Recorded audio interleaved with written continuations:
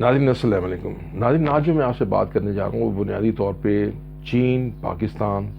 اور بھارت کے حوالے سے۔ جیسا کہ آپ کے علم میں ہے کہ چین اور پاکستان کے تعلقات تو بہت آئیڈیل تعلقات ہیں، دنیا میں ان کی مثال دی جاتی ہے، لیکن بھارت اور چین کی جو تعلقات ہیں ان میں مسلسل تلخی چلی آ رہی ہے۔ خاص طور پہ جب 1959 میں اس وقت کے چینی وزیر اعظم چیو ان لائے نے اس وقت کے بھارتی وزیر اعظم پنڈت جواہر لال نہرو کو ایک خط لکھا تھا جس میں انہوں نے یہ کلیم کیا تھا کہ لداخ کا یہاں تک کا علاقہ ہمارا ہے۔ اس کے بعد ان کے درمیان ڈفرینسز شروع ہو گئی اور 1962 میں ایک بڑی خوفناک جنگ ہوئی جس میں بھارت کو اس قدر شدید ہزیمت کا سامنا کرنا پڑا کہ آپ تصور بھی نہیں کر سکتے۔ اس قدر خوفناک صورتحال تھی کہ یہ خطرہ پیدا ہو گیا تھا کہ چین کہیں پورے بھارت پہ قبضہ نہ کر لے۔ خیر، یہ ایک الگ داستان ہے، اس میں بھارت کو شکست ہو گئی، یہ چیپٹر کلوز ہو گیا۔ اس کے بعد بھارت نے اور چین نے آپس میں مذاکرات کیے، مختلف مذاکرات کے ذریعے اپنے ڈفرینسز ریزالو کرنے کی کوشش کی گئی۔ چین کا اپنا کلیم اسی طرح برقرار ہے، بلکہ چین کا یہ بھی کہنا ہے کہ اروناچل پردیش جو بھارت کی ایک ریاست ہے، وہ مکمل ریاست جو ہے اسے وہ ساؤتھ تبت کہتے ہیں، یہ اروناچل پردیش کہتے ہیں۔ وہ کہتے ہیں یہ بھی چین کا حصہ ہے اور یہ بھی ہمیں واپس کرے۔ خیر، اس طرح کی ساری یہ ڈفرینسز ان کے درمیان چل رہے تھے، لیکن آج جس ٹاپک پہ میں نے آپ سے بات کرنی ہے، تھوڑی سی بیک گراؤنڈ بتاتے ہوئے یہ میں آپ سے کہنا چاہ رہا ہوں کہ جو بھارت اور چین کے درمیان ڈفرینسز چل رہے ہیں وہ تو اپنی جگہ موجود ہیں، لیکن جو بھارت اور پاکستان کے درمیان ڈفرینسز چل رہے ہیں اس کو چائنا نے بڑے زبردست طریقے سے انکیش کیا ہے۔ اتنے زبردست طریقے سے انکیش کیا ہے کہ اگر میں جتنی بار بھی میں نے اس پہ سوچا، جو بھی میں نے اس پہ پڑھا ہے، جو بھی میری اس بارے میں نالج ہے، جو بھی میں نے اس پہ غور و فکر کیا ہے، میں اس نتیجے پہ پہنچا ہوں کہ چین کی ترقی میں ایک بہت بڑا یہ فیکٹر ہے جو انڈیا اور پاکستان کے ڈفرینسز چل رہے ہیں۔ ناظرین، میں یہاں پہ ایک بات آپ سے بڑی کلیئرلی بتانا چاہتا ہوں، کیٹیگوریکلی یہ میں بتانا چاہتا ہوں کہ 1960 میں جس وقت جنرل ایوب یعنی president of Pakistan, president Ayub جو تھے وہ جنرل اسمبلی کو ایڈریس کر رہے تھے تو پریزیڈنٹ ایوب جنرل اسمبلی کو ایڈریس کرتے ہوئے انہوں نے انڈیا کو آفر کی تھی کہ انڈیا اور پاکستان ایک کنفیڈریشن بنا لیتے ہیں۔ ڈیفینیٹلی وہ کنفیڈریشن بنانے کا مقصد کیا تھا؟ چائنا کو روکنے کا تھا، کیونکہ اس وقت کمیونزم کو کنٹین کرنے کا بہت بڑا پرابلم تھا اور امریکن نے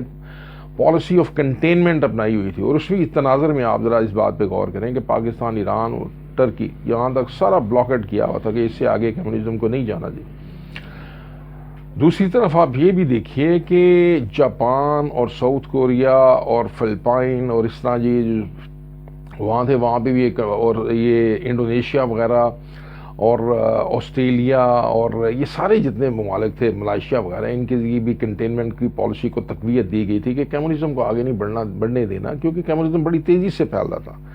نہ صرف یہ کہ کمیونزم نے رشیا میں اپنی جڑیں بہت مضبوط کر لی تھی، اور ایسٹرن یورپ کے آفٹر سیکنڈ ورلڈ وار 1945 کے بعد کی بات کر رہا ہوں آپ سے، انہوں نے وہاں پہ قبضہ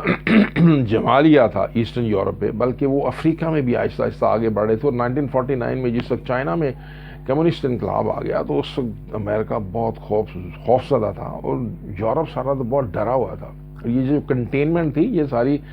ایشیا میں اپنائی جا رہی تھی، کیونکہ یہیں پہ زیادہ یہ سلسلہ چل رہا تھا، اور کسی حد تک جو تھا وہ یورپ میں بھی ظاہر ہے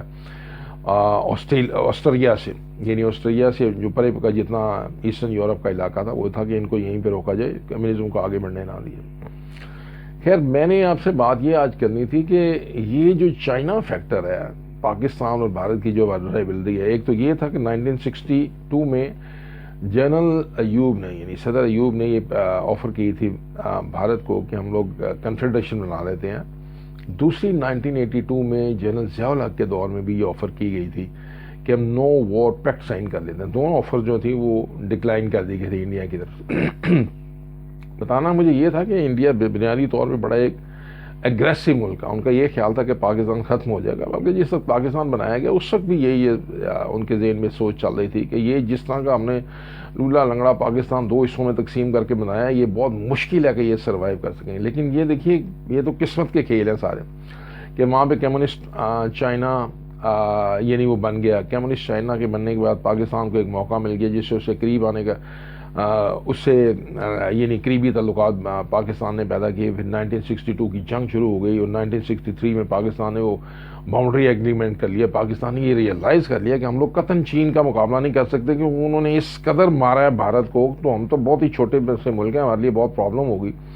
اس لیے یہ میں جب بھی اپنی کسی ویڈیو میں بات کرتا ہوں یہ کہتا ہوں کہ پاکستان کی یہ ماسٹر سٹروک تھی اس وقت کے جو حکمران تھے, جنرل ایوب بھٹو وغیرہ اور باقی جو سارے تھے, ان لوگوں نے سب نے بڑی وزڈم کے ساتھ یہ سارا سلسلہ جو تھا وہ سیٹل کیا, اور آج چین کے ساتھ ہمارے بہترین تعلقات ہیں. لیکن پھر میں اسی ٹاپک کی طرف دوبارہ آؤں گا کہ بھارت کی جہالت کی وجہ سے, بھارت کی ہٹ درمی کی وجہ سے, بھارت کی فضولیات کی وجہ سے, بھارت کی کشمیر کا مسئلہ نہ انسیٹل کرنے کی وجہ سے اس خطے میں ایک تو سارا یعنی ایٹمی جنگ کی دوڑ شروع ہو گئی. ہمیں بھی ایٹمی طاقت بننا مجبوراً پڑا. یہ تو بھارت کی وجہ سے تھا نا, جنہوں نے 1974 میں مئی 1974 میں اسمائلنگ بدھا کا دھماکہ کیا, اور اس کے بعد پھر یہ تھا کہ زیڈ بھٹو اس وقت پاکستان کے وزیر اعظم سے, تو انہوں نے کہا کہ ہم گھاس کھا لیں گے لیکن ہم ایٹم بم ضرور بنائیں گے. ظاہر ہے مجبوری تھی ہماری, کیونکہ 1971 میں جو کچھ انہوں نے ہمارے ساتھ رشیا کے ساتھ سازش کر کے سارا کچھ کیا تھا اس کا بالکل اس کے علاوہ اور کوئی جواب بنتا نہیں تھا. یعنی یہ آپ دیکھیے کہ بھارت نے خام ہمارے ساتھ دشمنی رکھی. اگر یہ کشمیر کا مسئلہ شروع میں ہمارے ساتھ سیٹل کر لیتے تو یہ بالکل دونوں ممالک اس طرح رہنے تھے کہ جس طرح کینیڈا اور امریکہ رہ رہے ہیں. ویسے بھی جو کلچرل کریکشنز ہیں ہمارے وہ بنگال تک بہت سٹرونگ ہے اس خطے سے. میں کیونکہ ابھی کئی ایک ویڈیوز میں یہ پہلے ذکر کر سکوں گا, جو بھی یہاں سے انویڈرز جن کو یہ کہتے ہیں یہاں افغانستان سے آتے ہیں اور ہر وقت افغانستان کی منتیں کرتے رہتے ہیں, اور وہاں جا کے بیٹھے یہ بھارتی جو ہیں وہ ان کو مناتے رہتے ہیں اور ان کو یہ فنڈز دیتے ہیں, اور وہاں سے پاکستان کے خلاف یہ ٹیررزم بھی کرتے ہیں. یہ سب کو یہ بڑی اوپن باتیں ہیں, یہ کوئی ایسی ڈھکی چھپی بات نہیں ہے. پاکستان نے جو ڈوسیئر جو تھا یونائٹڈ نیشنز میں دیا اس میں انہوں نے یہ ساری باتیں بتائی ہوئی ہیں کہ بھارتی جو جتنے بھی اپنا کونسلیٹ جنرلز ہیں وہ سارے وہاں پہ بیٹھے یہی کرتے ہیں. بلکہ ایران میں بھی اب یہ کہا جا رہا ہے کہ جو ایک انہوں نے کونسلیٹ جنرل کھولا ہوا ہے بلوچستان کی سائڈ پہ, یہ وہاں پہ بھی سارا ٹیررزم کر رہے ہیں. خیر, جو بھارت نے بلنڈر کشمیر کے معاملے میں کی ہے اس بلنڈر کے نتیجے میں یہاں پہ لوگ جو ہے نہ صرف بے پناہ غربت دیکھ رہے ہیں بلکہ یہاں پہ جہالت بھی دیکھ رہے ہیں, بلکہ یہاں پہ ایک جنگ کی کیفیت بھی دیکھ رہے ہیں, یہاں پہ ایک جنونی کیفیت بھی دیکھ رہے ہیں. پاکستان جیسے ایک چھوٹے سے ملک کو 6 لاکھ فوج رکھنا پڑ رہی ہے. ظاہر ہے ان کے لیے ہمارے لیے یہ مشکل ہے کافی. ہمارے اقتصادی حالات اس وقت اچھے نہیں ہیں, لیکن ہوپ فلی جس وقت یہ کوشش میں لگے ہیں مجھے امید ہے کہ 10 ایک سال میں تقریباً پاکستان نے بہت بہتر اکانومی کی شکل اختیار کر لینا. دوسری طرف بھارت میں بے بہا غربت ہے. 14 لاکھ فوج کھڑی کی ہوئی ہے انہوں نے. اور بھارت کی فوج کے بارے میں انفارچونیٹلی میں ضرور جو ان کا یوم جمہوریہ ہوتا ہے ان کی میں پیریڈ دیکھتا ہوں اور مجھے بڑا افسوس ہوتا ہے کہ بھارت کی فوج کی جو صحت ہے وہ اس قدر کمزور ہے کہ بڑا دکھ سا ہوتا ہے کہ یہ بیچارے غریب سے سارے فوجی جو ہے وہ چلے جا رہے ہیں. لیکن یہ نہیں ہو, خیر یہ ان کا اندرونی معاملہ, میں اس میں کیا کر سکتا ہوں. ظاہر ہے ان کے پاس بھی اتنے زیادہ وسائل نہیں ہیں کہ وہ ان لوگوں کی صحت کی طرف توجہ دے سکیں. لیکن یہ دونوں ملک جو تھے آمنے سامنے آئے جو ان کو نہیں آنا چاہیے تھے, جس سے بچا جا سکتا, اور اس کا سب سے بہتر حال یہ تھا کہ کشمیر کا مسئلہ ریزالو کر لیا جاتا اور کشمیر پاکستان کو دے دیا جاتا. بڑی نیچرل سی بات ہے کہ اگر جوناگڑھ اور حیدرآباد جو ہے وہاں ہندو اکثریت تھی تو ان کو بھارت کیا, میں تو اس کے بالکل بھی خلاف نہیں ہوں, لیکن یہاں پہ کسی صورت میں نہیں بنتا تھا. یہاں پرابلم صرف یہ آئی تھی کہ پنڈت جواہر لال نہرو کا ایک مخصوص جو تھا وہ یعنی لنک تھا کشمیر کے ساتھ, وہ کشمیری سے بنیادی طور پہ کچھ. پھر انہوں نے ظاہر ہے مہاتما گاندھی کو بھی یہ کہا ہوگا. گاندھی بیسیکلی اکوموڈیٹنگ لیڈر تھے, قائد اعظم کے ساتھ ان کے انتہائی اچھے تعلقات تھے اور وہ میں سمجھتا ہوں اس طرح نہیں تھے, لیکن جس طرح بھی انہوں نے ان کو کر لیا. اور اس میں جو سردار پٹیل ہے, سردار پٹیل ذرا کافی راجنیتی کے چکروں والے لیڈر تھے اور تھوڑے شرارتی بھی تھے, تو اس میں بھی ان کا بھی اس میں عمل دخل ہوگا. تو اس طرح ان کی بس یہ کہنے کہ ایک احمقانہ کی ساری جو چالیں تھیں ان چالوں کے نتیجے میں یہ ہوا کہ کشمیر کا مسئلہ کھڑا ہو گیا اور پاکستان جو تھا وہ چین کے قریب چلا گیا. اور اس کے نتیجے میں کیا ہوا کہ چین نے پاکستان کو اس حد تک سپورٹ دیا کہ آپ اگر دیکھیں militarily J F Thunder, Al-Khalid tank, missile technology, سب میں چین اس کی مدد کر رہا ہے، اور بھارت کو چین نے اتنا چھوٹا بنا دیا ہوا ہے کہ اس کو پاکستان کے مقابلے میں لا کے کھڑا کر دیا۔ اب نہ وہ اس سے نکل رہا ہے، یعنی اس اسپیل میں وہ ایسا پھنس گیا ہوا ہے پاکستان کے کہ جب تک وہ سارے یہ ڈفرینسز ریزالو نہیں کرتا پاکستان کے ساتھ، تب تک اس کی آگے ترقی کی راہیں کوئی اتنی زیادہ بہتر مجھے نظر نہیں آ رہی۔ یہ بات جو ہے بھارتی لیڈرشپ نے بھی ریئلائز کی ہے، بھارتی لوگوں نے بھی ریئلائز کیا، لیکن ظاہر ہے وہ اس بات کو مانتے نہیں ہیں۔ اصل ٹاپک میرا آج کا یہی ہے کہ یہ جو سارا سلسلہ ہے، اس میں بنیادی طور پہ مین جو بینیفٹ لینے والا ملک ہے پاکستان اور چائنا کا جو ڈفرینسز ہے، پاکستان اور انڈیا کے جو اس میں سب سے زیادہ جو بینیفٹ لینے والا ملک ہے وہ چائنا۔ لہذا بھارتیوں کو اب بھی ریئلائز کرنا چاہیے، کشمیر کا ایشو ریزالو کرنا چاہیے، پاکستان سے یہاں راستہ لیں، وہاں پہ اپنا کابل تک جائیں۔ یہ ساری جتنی سینٹرل ایشیا کی پرانی مارکیٹس تھیں، یہ ساری مارکیٹس بیسیکلی سب کانٹیننٹ یعنی ہندوستان کے انڈر تھیں۔ ظاہر پاکستان تو 1947 میں وجود میں ہے، اس سے پہلے پاکستان کا وجود تو کوئی نہیں تھا، تو یہ سب لوگ وہاں پہ جا کے کیا کرتے تھے، اور بھارت نے اس سے بڑا پیسہ کمایا۔ ظاہر ہے سینٹرل ایشیا جو ہے وہ لینڈ لاکڈ ایریا ہے،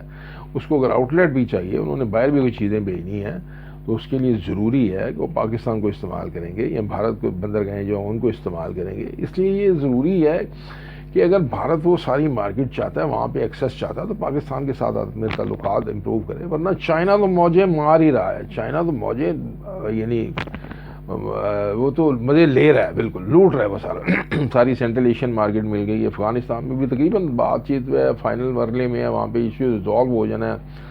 وہ بھی ان کو مل جانا ہے، اور پھر اس کے بعد ایران سے انہوں نے بڑے اچھے تعلقات بنا لیے ہیں، رشیا کے ساتھ ٹرکی کے ساتھ بہت اچھے تعلقات بنا لیے ہیں، پاکستان کے ساتھ پہلے ہی بڑے بھرپور تعلقات جا رہے ہیں، چل رہے ہیں۔ انڈیا کیا کرے گا؟ آئسولیٹ انڈیا کس حد تک یہاں پہ یہ سارا معاملہ جو ہے وہ چل رہے گا؟ بلکہ یہ دیکھیے کہ جو نیپال ہے اس کے ساتھ بھی انہوں نے کیا ہوا ہے، میانمار کے ساتھ بھی انہوں نے کیا ہوا ہے، اور باقی بھی مطلب جتنا سارا یہ بس اس طرح مجھے لگ رہا ہے کہ جیسے سارا ایشیا جو ہے اس پہ تقریباً چائنا نے قبضہ کر لیا، اور بھارت بیچارہ اکیلا کھڑا ہے۔ بھارت کو یہ ریئلائز کرنا چاہیے کہ